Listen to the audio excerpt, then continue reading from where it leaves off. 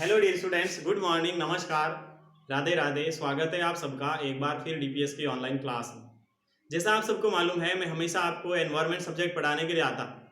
तो बेटा class third के स्टूडेंट पढ़ाई करने के लिए बैठ जाओ, आपके सर आपको पढ़ाने के लिए आ गए हैं। आपको पता हो तो मैंने संडे को आपको टेस्ट लिया था और उम्मीद करता हूँ आप सभी ने टेस्ट दिया होगा। अब बेटा आपको मार्किंग्स आपको ही चेक करनी है। मैं अभी जब सारा सॉल्यूशन करवाता हूँ उस टेस्ट पेपर का, तो आपको क्या करना है, क्या करना बताओ। आपको क्या करना है, जहां आपने टेस्ट दिया था उसको ओपन करके बैठना है और जो मैं क्वेश्चंस बताता हूं, जो क्वेश्चंस उसके आंसर में बताता हूं, तो आपको बेटा नोट करना है, उसको देखना है कि मैंने सही किया या गलत किया है। आपने अगर सही किया है तो यहाँ उस पर आप राइट कर दें। अगर आपने बेटा गलत कर दिया है तो आपने गलत कर दें। चीटिंग नहीं करना, गलत किया तो गलत ही करना। फिर आप चीटिंग करके सही कर दोगे कि मेरे तो सर ये भी सही था, तो बेटा ये गलत बात है, ये आपकी ईमानदारी नहीं है। बल्कि आपको ईमानदारी से, आपको ऑनेस्टली काम करना है, बिना ईमानदारी काम नहीं करना है। क्यों? क्योंकि आपके सर ने आप पर बिलीव किया है कि ये वैसे बच्चे हैं जो चीटिंग नहीं करने वाले हैं। अगर चीटिंग करने वाले होते तो हम टेस्ट ही क्यों लेते बताओ। हमारे को पता है आप घर से बैठकर ही टेस्ट दोगे, तो हम ऐसा काम क्यों करते, नहीं करते कभी टेस्ट लेने का काम। बट हमारे को पता है कि बच्चे बहुत ईमानदार है, इस कारण से बेटा आपका टेस्ट लिया गया। तो मैं सबसे पहले नोट कर रहा हूं टेस्ट पेपर का सॉल्यूशन।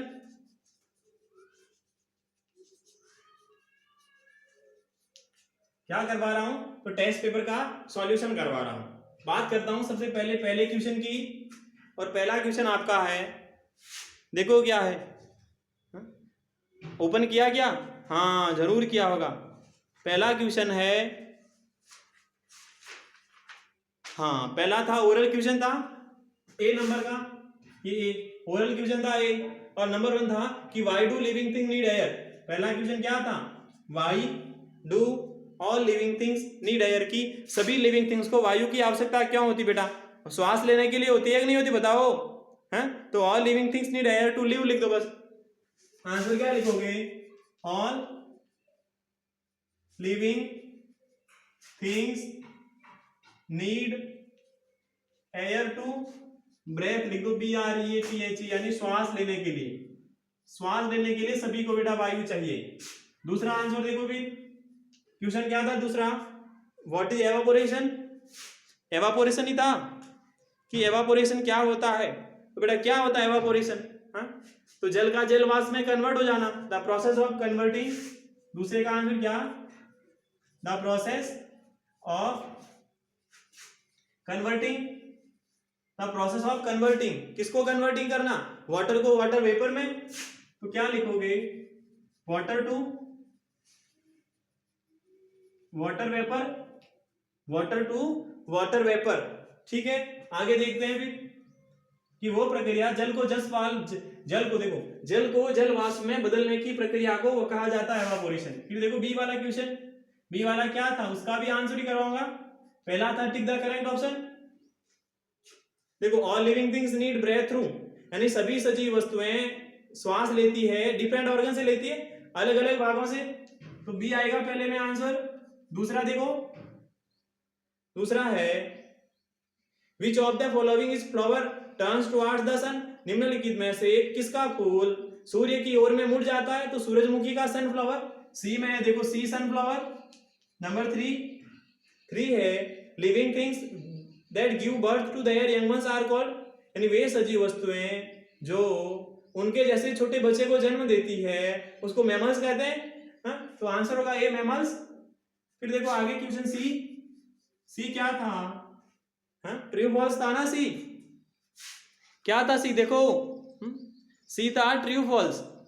ट्रू फॉल्स देखो, पहला कि slow moving air is called wind, slow moving air is called, धीरे धीरे चलने वाली हवा को कहाँ कहते बेटा, स्लो को थोड़ी कहते wind. Moving air is called, तो पहला बेटा गलत है, पहला एफ आएगा। दूसरा देखो फिर, दूसरा है air is a mixture of many, बिल्कुल सही बात है कि एयर बहुत सारी गैसों का मिश्रण होता है, तो ट्री आएगा। नंबर 3 देखो, थर्ड है aquatic animals with oxygen dissolve in water for breathing, यानी जल में रहने वाले जानवर जल में घुली हुई ऑक्सीजन होती है उसको ही श्वास लेते हैं, बिल्कुल सही बात है, तो ट्रू। नंबर 4 देखो फिर, नंबर 4 है कि plants need oxygen to make food, पौधों को खाना बनाने के लिए ऑक्सीजन की आवश्यकता होती है? नहीं होती बेटा, गलत, कार्बन डाइऑक्साइड की होती है, तो गलत हो गया।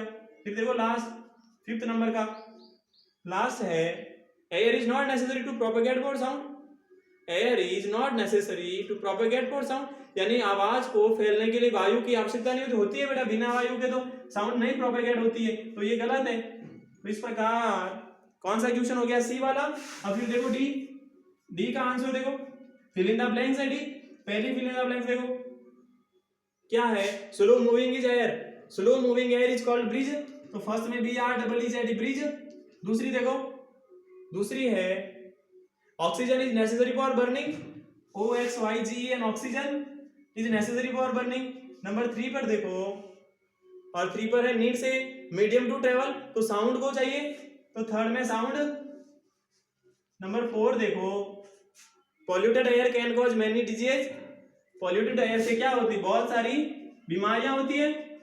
फिर देखो नंबर 5th है प्लांट्स हेल्प टू, पौधे किसमें सहायता करते हैं? एयर को क्लीन करने में, तो ये हो गया आपका क्वेश्चन डी। फिर देखो ई का आंसर देखो, ई में पहला क्वेश्चन क्या था? टू ग्रुप ऑफ थिंग्स, दो वस्तुओं के समूह लिखना है। अब वस्तुएं कैसी होती है? एक तो वस्तु जिसके अंदर जीवन होता है, क्या होता है? जीवन, यानी कि एक तो होती है सजीव वस्तुएं जिसको लिविंग थिंग्स कहते हैं, एक होती है निर्जीव वस्तुएं जिसको नॉन लिविंग कहते हैं। तो पहले का आंसर क्या होगा? क्या होगा? Two group of things. पहले में ए में लिख देना LIVING, लिविंग थिंग्स, और इसमें दूसरा लिख देना non living things, non living things. ये हो गया आपका आंसर। फिर देखो दूसरे का आंसर क्या है? दूसरा है कि टू लिविंग थिंग्स, दो सजीव वस्तु लिखना है। अब दो सजीव वस्तु कौन कौन सी है?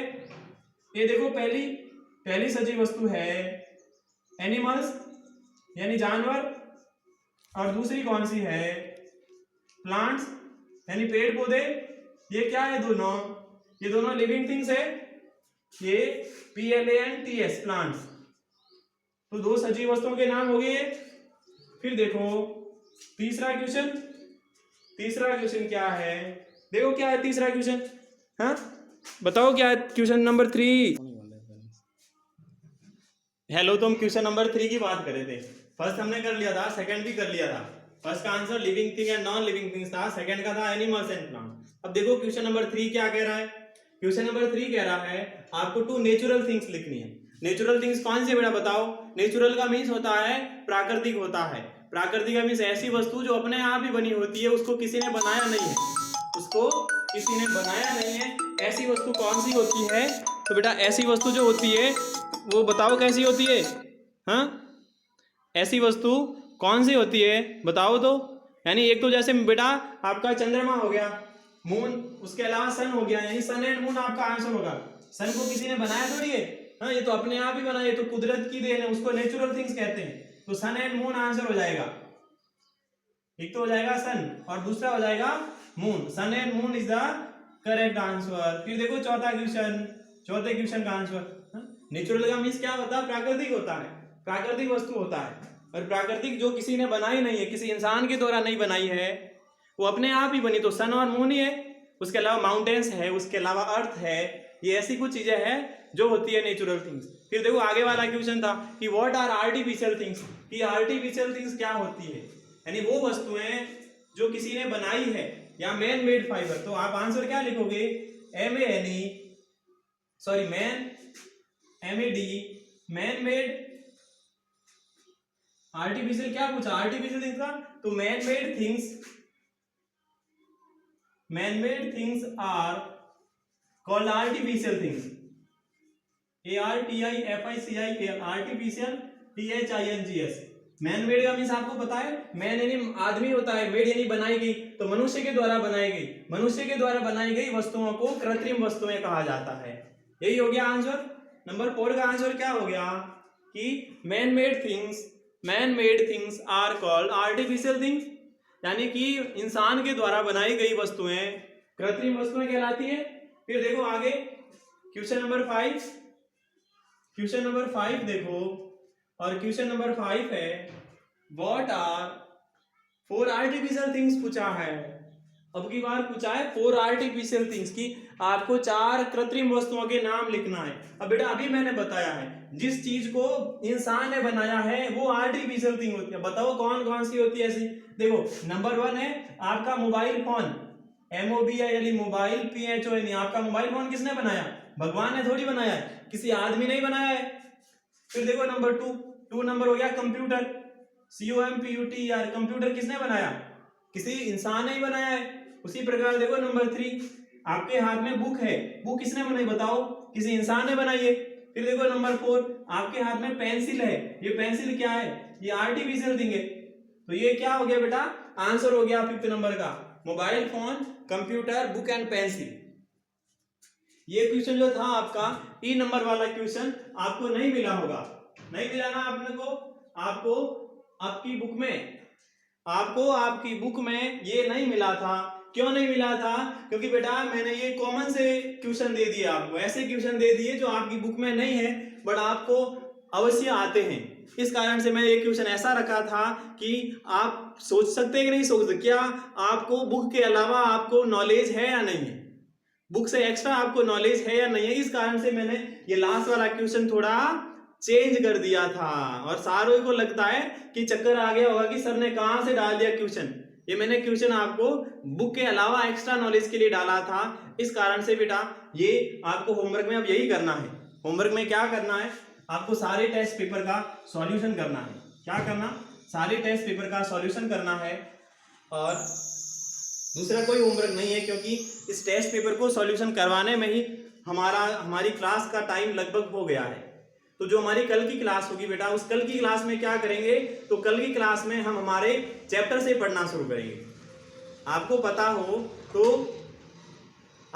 हो तो क्या कि चैप्टर हम पढ़ रहे हैं वो चैप्टर वाला काम कल करेंगे। आज का काम आपको होमवर्क में यही करना। बेटा मैं आपसे विदा लेता हूँ, विदा लेने का समय आ गया है। तब तक के लिए आप खुश रहें, मस्त रहें, तंदुरुस्त रहें। Bye bye, have a nice day, thank you.